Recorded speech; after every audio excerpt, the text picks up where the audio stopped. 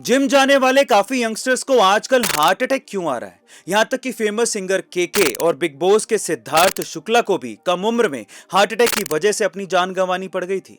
इसके बारे में जानने के लिए जब मैंने ऋषि वाघ भट्ट के अष्टांग हृदयम ग्रंथ को थोड़ा पढ़ा तो मुझे पता चला कि ये जुड़ा है हमारे खाने से। देखिए, जब भी ब्लड का पीएच लेवल एसिडिक हो जाता है तो ब्लड धमनियों से निकल ही नहीं पाता, जिसकी वजह से हार्ट अटैक आता है।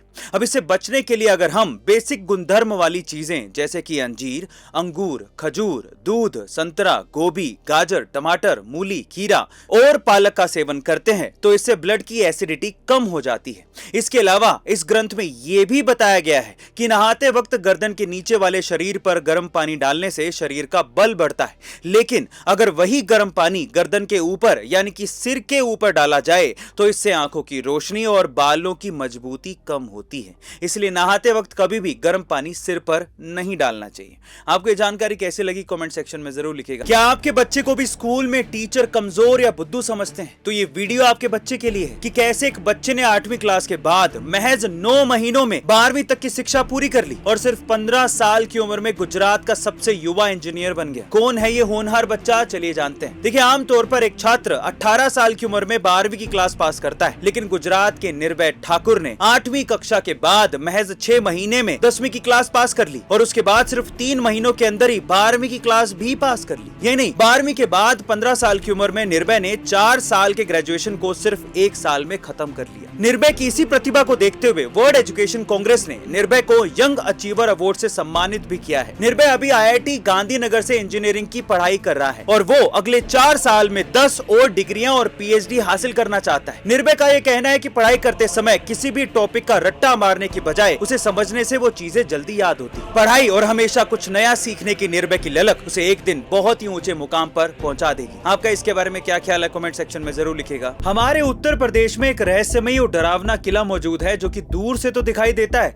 लेकिन पास जाते ही गायब हो जाता है। हीरे जवाहरात से भरे इस किले में कभी 60 लोगों की पूरी बारात गायब हो गई थी, जिसका पता आज तक नहीं चल पाया। कहाँ ये किला? चलिए जानते हैं। यूपी के झांसी से 70 किलोमीटर दूर मौजूद गढ़कुंडार किला आज से लगभग 2000 साल पुराना है। कुल 5 मंजिलों में बने इस किले में 3 मंजिलें जमीन के ऊपर हैं और 2 जमीन के अंदर। माना ऐसा जाता है कि जमीन के अंदर मौजूद इन 2 मंजिलों में हीरे जवाहरात भरे हैं, लेकिन आज तक जो कोई भी वहां तक पहुंचा है वो कभी वापस आया ही नहीं। इस किले का निर्माण सुरक्षा की दृष्टि से इतना बखूबी किया गया है कि ये किला चारों तरफ से छोटी छोटी पहाड़ियों से घिरा हुआ है। ऐसे में जैसे जैसे आप आगे बढ़ेंगे आसपास की पहाड़ियां बड़ी दिखने लगेंगी और किला उनके पीछे छिप जाएगा। यही नहीं, इस किले का तहखाना इतना भूल भुलैया है कि आज तक वहां से कोई लौटकर वापस नहीं आया। उन हीरे जवाहरातों को ढूंढने के चक्कर में 60 लोगों की बारात किले के तहखाने में गई तो थी, लेकिन आज तक वापस आई ही नहीं। आज से करोड़ों साल पहले हमारी धरती से खत्म हुए डायनासोर्स का रहस्य हमारे भारत के मंदिरों में छुपा हुआ है। कैसे? चलिए जानते हैं। देखिए, साल 1677 यानी कि आज से 346 साल पहले आर्कियोलॉजिस्ट को डायनासोर्स का पहला अवशेष मिला था, लेकिन हैरानी की बात यह है कि आज से 600 साल पहले